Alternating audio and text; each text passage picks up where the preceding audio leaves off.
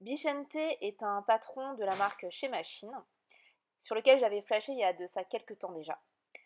Le temps que je me décide à l'acheter, malheureusement, le patron avait disparu du site internet.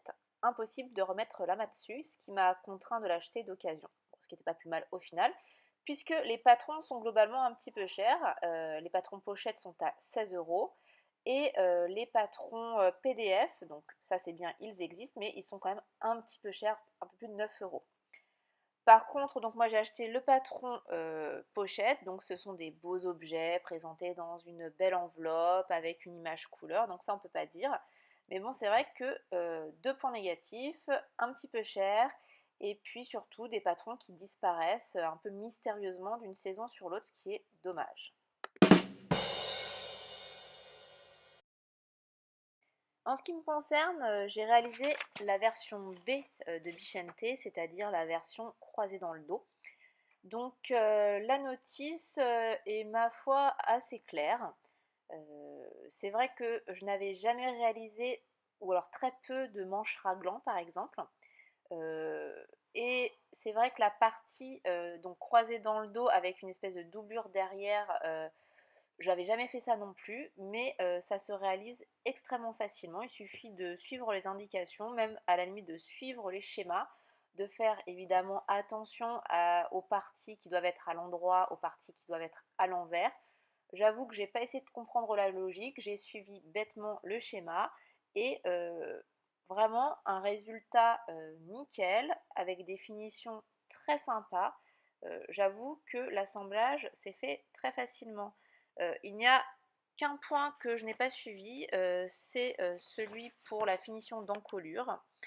Euh, J'avoue que pour les encolures, je choisis toujours la solution de facilité, je pose un biais. Le résultat est pas toujours génial, surtout avec du jersey, parce que mon biais parfois a tendance un petit peu à bâiller sur l'extérieur du tissu. Mais je trouve ça assez propre. C'est une finition que moi personnellement je maîtrise bien, donc je cède un petit peu à la facilité et je fais toujours cette finition. Mais par exemple pour Bichente, la marque Chez Machine propose 2 degrés de finition, donc un avec justement il me semble un biais et l'autre avec une encolure coupée dans le tissu. Donc c'est vrai que je ne me suis pas penchée sur cette partie, mais en tout cas, il y a deux niveaux de difficulté pour l'encolure, ce qui est plutôt sympa à proposer.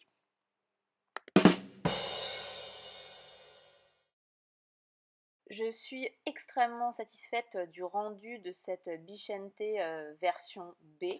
Je trouve que pour le temps de réalisation, la facilité de réalisation, parce que même s'il est annoncé pardon, un niveau 2-3, moi je dirais plutôt un niveau 1-2, en tout cas pour la version B, je trouve que le rendu est vraiment super sympa, propre, original. Cette version B croisée dans le dos avec une doublure, enfin c'est vraiment original. Donc vraiment très satisfaite du rendu. Le seul petit bémol, alors, qui va être un bémol pour moi mais qui va être un avantage pour d'autres, c'est que Chez Machine s'adresse à des femmes, à toutes les femmes, même les femmes qui sont plus rondes. Donc ils proposent des tailles qui vont jusqu'au 56, du 34 au 56, qui est vraiment génial. Pour ma part, je fais dans le commerce un 36-38, donc j'ai coupé un 36. Et il est vrai que je trouve que ça taille un peu grand.